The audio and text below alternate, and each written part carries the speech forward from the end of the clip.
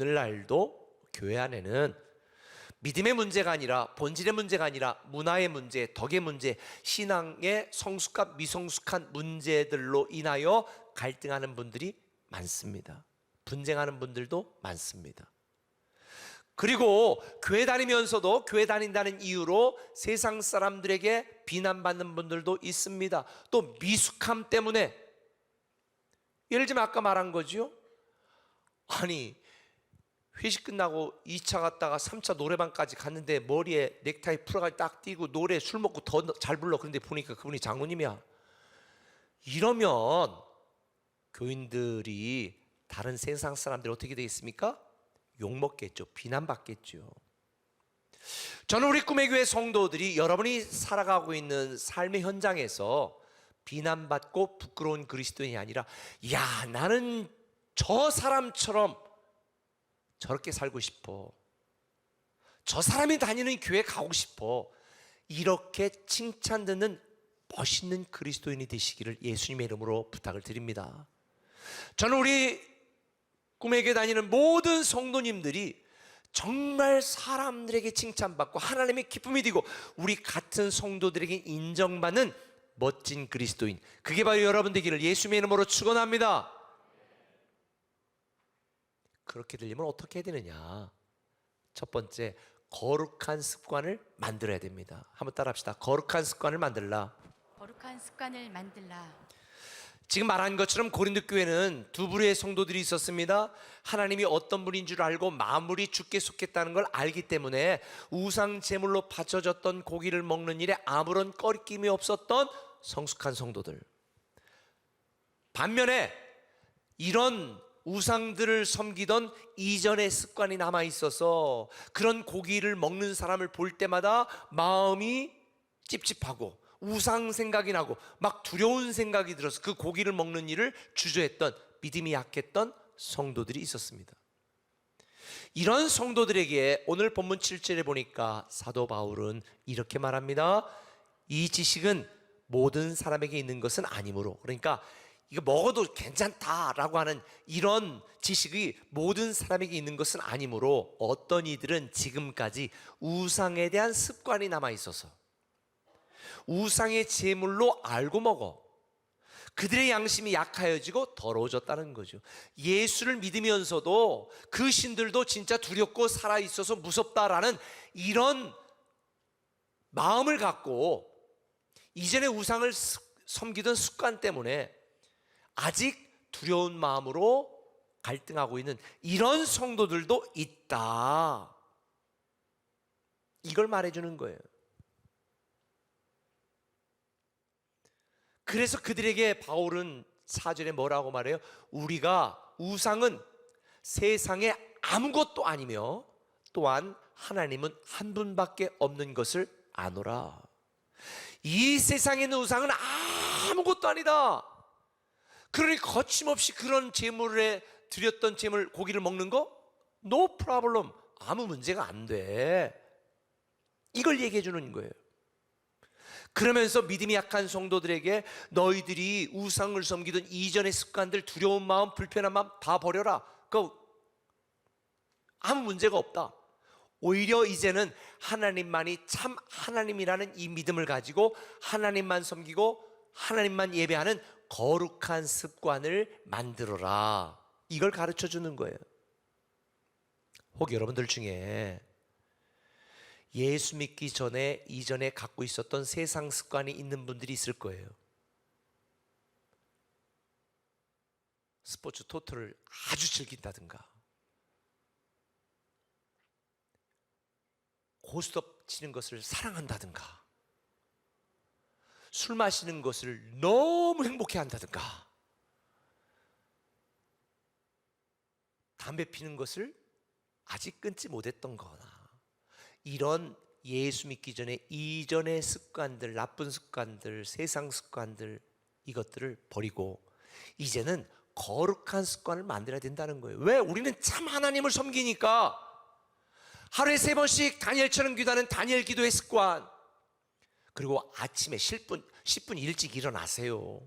그래서 RT를 하든지, RT를 못하면 우리 아침마다 얼마나 우리 목사님과 저와 전사님들이 이 굿모닝 RT 오늘의 아침 묵상을 보내줘요. 그럼 10분만 들으면 되거든요. 왜? 듣기라도 하시라는 거예요. 믿음은 들음에서 나니까. 이런 RT 하는 습관, 그 다음에 이 온라인 시대에 온라인으로 예배드리는 이 습관에 안주하지 말고 힘들지만 애들 챙겨서라도 현장에 다시 예배드리는 이 습관, 이것도 습관인 것 같아요. 이런 거룩한 습관, 영적인 습관을 우리는 만들어야 된다는 거죠. 지난주 우리 목자들에게 말했는데 요즘 제 마음이 참 무겁습니다. 보통 다른 교회들은 현장에 80%, 90% 현장 예배 드리는 분들이 회복이 됐다는데 우리 세종꿈에게는 여러분들이 지금 많으니까 모르는 것 같죠. 50%밖에 회복이 안 됐어. 50%는 아직도 온라인으로 예배 드리고 있어. 내가 마음이 굉장히 무거워요. 이게 습관이 되면 안 되는데. 코로나 때문에 부득이하게 못 드릴 때는 그럴 수 있지만 지금은 올 수 있잖아요. 오늘도 세종에 184명인가 밖에는 발생하지 않았어. 그럼 우리가 얼마든지 우리의 몸을 들여 예배하는 이 거룩한 습관을, 영적인 습관을, 아름다운 습관을 우리는 만들어야 된다는 거죠. 뿐만 아니라 바울은 믿음이 약한 자들에게 거룩한 영적인 습관을 만들라고 말한 것뿐만 아니라 우상에게 드리는 제물을 먹어도 아무런 문제가 없다고 꺼리낌 없이 거침없이 자기의 영적 지식을 자랑하면서 자기의 자유와 권리를 주장했던 성도들에게, 그들에게도 거룩한 습관을 만들라고 강조합니다. 1절에 보니까 이렇게 말해요. 우상의 제물에 대하여는 우리가 다 지식이 있는 줄을 아나 지식은 교만하게 하며 사랑은 덕을 세운다는 거예요. 너 똑똑해, 알고 있어, 맞아, 먹어도 문제 없어. 그러나 지식은 사람을 교만하게 하고 사랑은 덕을 세운다. 이게 무슨 말이에요? 나의 영적인 소신보다 형제 사랑이 더 중요하다는 거예요. 나의 하나님을 아는 지식보다 교회에 대한 사랑이 더 중요하다는 거예요. 그래서 바울은 거침없었던 자들에게, 지식을 갖고 있었던 자들에게 이렇게 말하는 거예요. 사랑으로 덕을 세우는 거룩한 습관을 만들어라. 너 문제 없는 거 알아. 너 권리 갖고 있는 거 알아. 그러나 사랑의 덕을 세우는 이런 겸손한 습관, 사랑의 습관을 만들어라 라고 가르치고 있는 거예요. 우리가 신앙생활 하면서 또 가정에서도 많은 갈등과 분쟁을 하죠. 부부간에 누가 옳은지 누가 잘했는지 가려가지고 부부 문제가 해결되는 경우가 있나요? 거의 없을 거요. 지식으로 문제를 해결하는 게 아닙니다. 판단으로 문제 해결하는 게 아닙니다. 사랑으로 덕을 세울 때만 해결이 됩니다. 사랑이 해결이에요.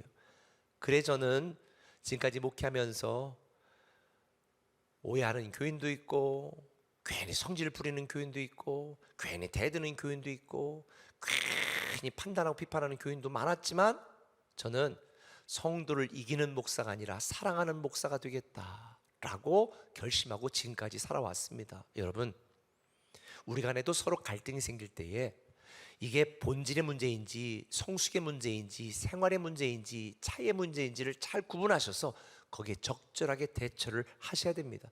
저는 이 말씀을 묵상하다가 이걸 깨달았습니다.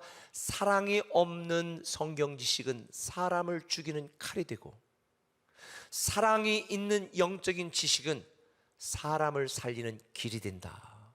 이걸 알았습니다. 아이는요, 똑똑한 엄마를 요구하는 게 아니고 빠른 승진을 계속하는 아버지를 원하는 게 아니라 나를 사랑하는 아빠, 나를 사랑하는 엄마를 원하는 것처럼 교회 공동체 안에서 하나님은요, 여러분이 얼마나 많이 배웠고 똑똑하고 알고 있느냐가 중요한 게 아니라 얼마나 사랑으로 행하고 덕을 세우느냐, 이걸 더 중요하게 여기신다는 거. 할렐루야. 그래서 바울은 고린도 교인들에게 고린도전서 13장 4절에 말하는데, 이 내용을 한 40여 년 전 더 됐나요? 제가 대학 다닐 때였으니까 종교음악과 교수였던, 한국침례신학대학교 종교음악과 교수였던 정두영 교수님이 이걸 가지고 노래를 만들었어요. 사랑은 언제나 오래 참고 사랑은 언제나 온유하며 사랑은 무례히, 이러면서 이제 했던 노래 있잖아요. 이 노래를 만든 거예요. 사랑은 뭐냐? 오래 참고 온유하고 시기하지 않고 자랑하지 않고 교만하지 않고 무례행하지 않고 무례히 행하지 않고 자기의 유익을 구하지 않는다. 내가 모든 걸 할 수 있지만 내가 그걸 해도 되는 기준은 이것이 성도에 대한 사랑인가 교회 공동체 유익이 되는가, 이것이 기준이 되어야 되는 거예요. 그래서 사도 바울은 고린도전서 10장 23절에 이렇게 말했습니다. 모든 것이 가나 모든 것이 유익한 것은 아니요 모든 것이 가나 모든 것이 덕을 세우는 것은 아니니 누구든지 자기의 유익을 구하지 말고 남의 유익을 구하라. 할렐루야. 어떤 분들은 나는 사실을 얘기해. 못생긴 사람, 너 못생겼어. 사실이죠. 근데 그 사실이라고 자꾸 사실만 얘기하면 관계가 깨지는 거예요. 모든 것이 가하지만 모든 것이 유익한 것은 아니거든요. 우리의 유익을 구하는 것이 아니라 누구의 유익을? 남의 유익을 구하라는 거예요. 이것이 여러분의 인생의 기준이 되시길 바랍니다. 나를 주장하며 고집했던 미성숙한 습관과 예수를 알기 전에 이 더러운 세상 습관을 좀 버려야 됩니다. 이제는 거룩한 습관을 만들어야 됩니다. 사랑의 습관을 만들어야 됩니다. 기도의 습관을 만들어야 됩니다. 말씀을 읽는 습관을 만들어야 됩니다. 할렐루야. 우리가 이렇게 거룩한 습관, 사랑의 습관을 만들어야 될 이유가 있습니다. 우리는 영적 근본이 바뀐 그리스도인이기 때문이에요. 우리는 세상으로 말미암아 사는 자가 아니고 욕심으로 말미암아 사는 자가 아니고 예수 그리스도로 말미암아 사는 자입니다. 오늘 6절에 뭐라고 말했어요? 우리는 그리스도로 말미암아 사느니라. 우리는 예수 그리스도의 은혜로 말미암아 사는 존재, 예수 그리스도의 사랑으로 말미암아 사는 존재지 내 욕심으로 말미암아 사는 존재가 아니에요. 다른 사람을 비판하고 정죄하는 나쁜 습관 대신에, 세상적인 습관 대신에 교회를 사랑하고 성도를 사랑하는 거룩한 습관, 사랑의 습관, 날마다 기도하고 알티하고 예배하기를 즐거워하는 이 영적인 습관을 여러분이 만들어 정말 많은 사람들에게 멋진 그리스도인으로 칭찬받기를 예수님의 이름으로 축원합니다. 하나님은요, 여러분이 얼마나 많은 지식을 알았는가, 여러분이 어떤 직분을 가졌는가로 여러분을 알아주는 게 아니에요. 하나님이 여러분을 알아주는 것은요, 하나님을 얼마나 사랑하는지, 하나님이 사랑하는 교회를 얼마나 사랑하는지, 하나님이 사랑하는 성도들을 얼마나 사랑하는지 그걸 갖고 알아주시는 거예요. 3절은 뭐라고 말했어요? 누구든지 하나님을 사랑하면 그 사람은 하나님도 알아주시느니라. 하나님을 사랑하는 자를 하나님이 알아주세요. 교회를 사랑하는 자를 하나님이 알아주세요. 성도를 사랑하는 자를 하나님이 알아주세요. 여러분, 저에 대한 관심이 제가 교회를 사랑하고 여러분을 얼마나 기도하느냐에 있지, 제가 어떤 학벌을 가졌고 어서 뭘 공부했고 제가 학점을 뭐 맞았고 여기에 관심이 있어요? 별로 관심 없잖아요. 마찬가지예요.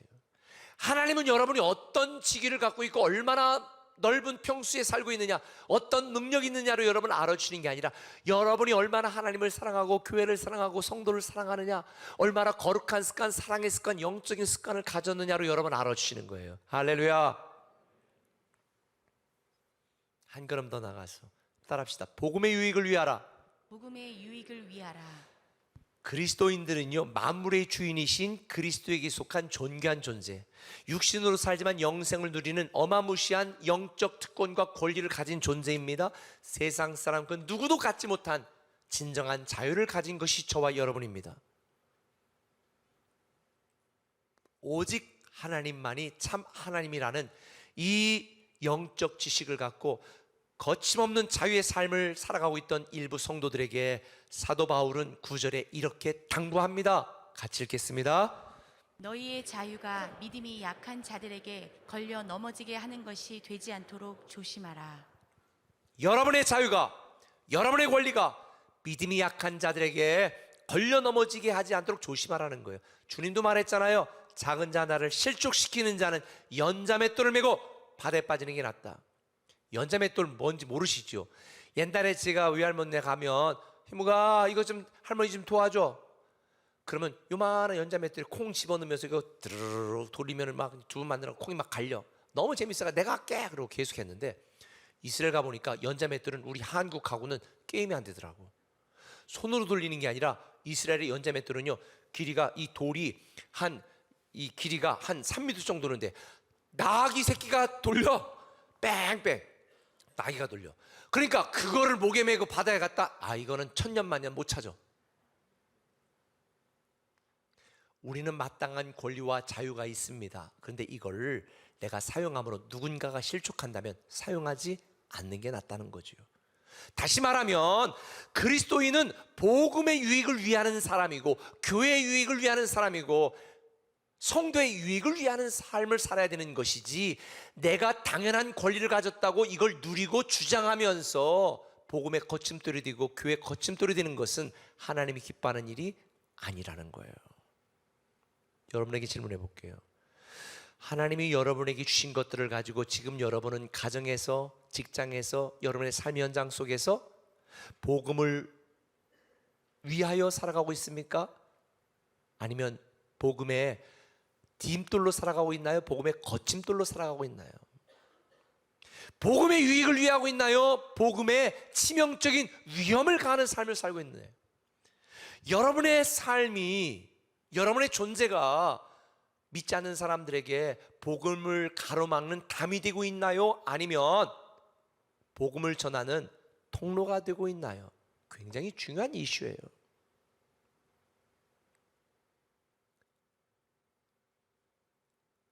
주님은 우리에게 복음의 유익을 위하여 살아가라고 말하고 있습니다. 복음의 유익을 위하여, 교회의 유익을 위하여, 성도의 유익을 위하여. 그래서 사도 바울은 믿음이 약하고 덜 성숙한 교인들이 내가 우상에게 바친 제물을 먹는다고 해서 실족한다면 내가 평생 먹지 않겠다. 13절에 만일 음식이 내 형제를 실족하게 한다면 나는 영원히 고기를 먹지 아니하며 내 형제를 실족하지 않게 하리라. 할렐루야. 바울이 이렇게까지 하는 이유를 명확하게 말하죠. 고린도전서 9장 2절은 12절은 말합니다. 우리가 이 권리를 쓰지 아니하고 범사에 참는 것은 그리스도의 복음에 아무 장애가 없게 하려 함이라. 당시 베드로는, 사도들은 자기 아내까지 데리고 다니면서 복음을 전하고 교회로부터 사례를 받아서 생활을 유지했습니다. 이번 주 알테에서도 말한 것처럼 일하는 소가 먹는 것은 당연한 것이다. 목회자가 교회에 적절한 사례비를 받아 사역하는 것은 당연한 것이다. 권리다 라고 가르쳐 줬습니다. 그런데 사도 바울은 내가 마땅한 그런 권리가 있음에도 불구하고 복음의 유익을 위하여 나는 이 권리를 사용하지 않겠다라고 말하는 게 바로 이 내용입니다. 바울은 자신이 누릴 수 있는 당연한 권리와 특권을 복음의 유익을 위하여 사용했고 교회의 유익을 위하여 사용한 것입니다. 여러분, 오늘날의 멀티 꿈의 교회가 된 것이 어떤 이유라고 생각합니까? 저는 우리 꿈의 교회 리더들에게 너무 감사합니다. 우리 꿈의 교회는 찬양, 인도자부터 반주자까지 교회에서 페이받는 분들이 없습니다. 아마 그런 교회는 거의 없을 것 같은데, 왜? 당연한 권리를 사용하지 않는 분들에 의하여 오늘날 꿈의 교회가 되었습니다. 저도 교회를, 글로벌 꿈의 교회가 6교회를 세웠습니다. 설립하고 개척하고 설교하고 피눈물 흘리고 섬기는 제가 당연히 모든 교회 사례를 받을 수도 있습니다. 근데 다 포기했습니다. 안 받습니다. 왜? 복음의 유익을 위하여, 교회의 유익을 위하여. 그래서 오늘의 꿈의 교회가 된 거예요.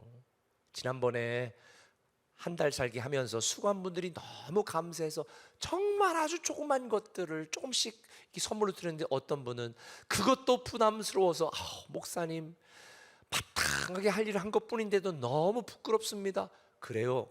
자기가 당연히 수고한 대가에 대해서 감사를 받을 권리가 있음에도 불구하고 내려놓고 주를 위해 포기하는 분들에 의하여 오늘의 꿈의 교회가 된 거예요. 저는 이게 끝까지 변하지 않기를 저는 기도하고 있습니다. 여러분, 복음을 위한 나의 권리는 사명 때문에 하는 것도 아니에요. 사랑으로 하는 거예요. 저는 이걸 깨달았어요. 아이 어릴 때, 저도 마찬가지지만 아이 어릴 때 밤에 몇 번씩 깨잖아요. 우리 소녀도 보니까 몇 번씩 깨. 그러면 피곤하고 힘든데도 일어나서 어떻게 우유 줬다가 또 피곤하고 힘든데다가 기저귀 갈아줬다가 또 하면 두드려줬다가 이러는 거예요. 그 피곤하고 힘든데도 자기의 쉼, 자기의 잠을 포기하고 내려놓는 거죠. 왜 그래요?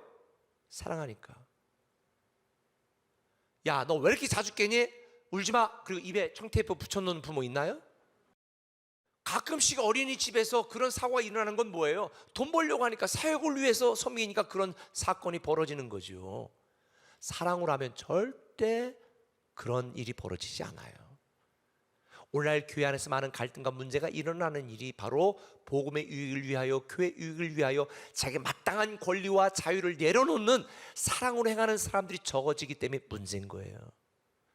주를 향하여 나의 권리와 자유를 내려놓는 것은 포기가 아닙니다. 사랑입니다. 내려놓음이고 내어드림입니다. 이것이 우리에게 축복입니다. 그럴 때 주님은 멋진 그리스도인이다 라고 하는 거예요. 왜 우리가 이렇게 해야 될까요? 오늘 6절에 보면 우리에게는 한 하나님 곧 아버지가 계시니 만물이 그에게 났고 우리도 그를 위하여 있다. 우리도 그를 위하여 있다. 우리의 존재 목적은 예수 그리스도를 위한 것입니다.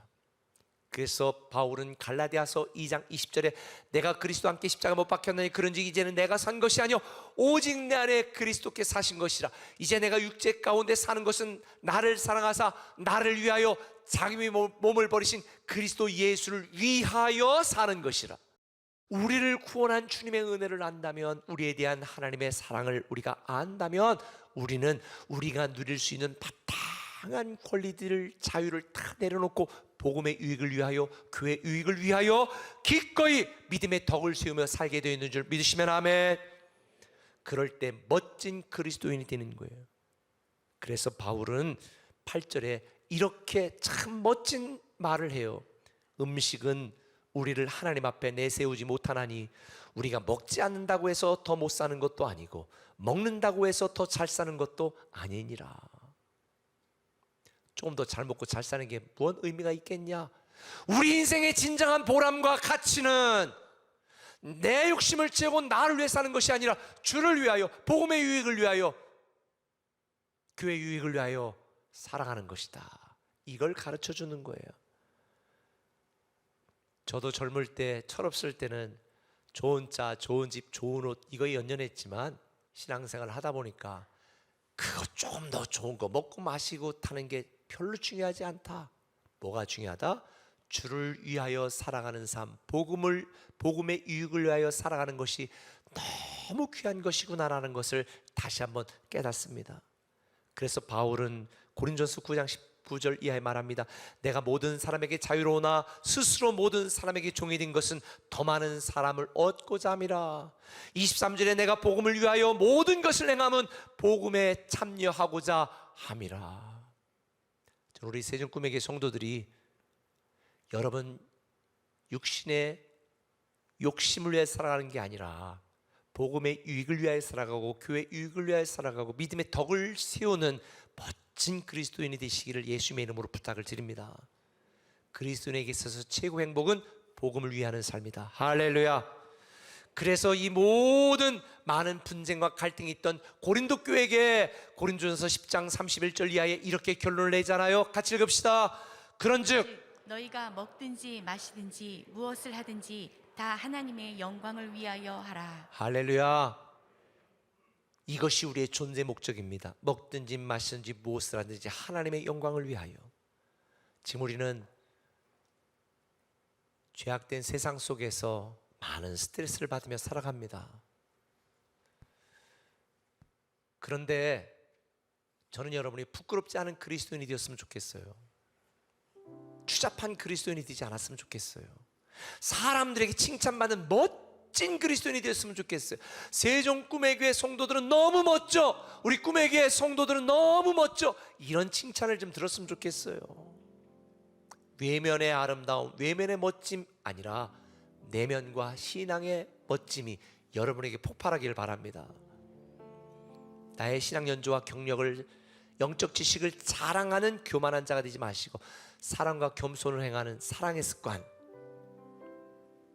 그리고 나의 영적 권리와 자유와 특권조차 다 내려놓고 복음과 교회 유익을 위하여 섬기고 사용하는 멋진 그리스도인, 그게 저와 여러분 되기를 예수님의 이름으로 축원합니다.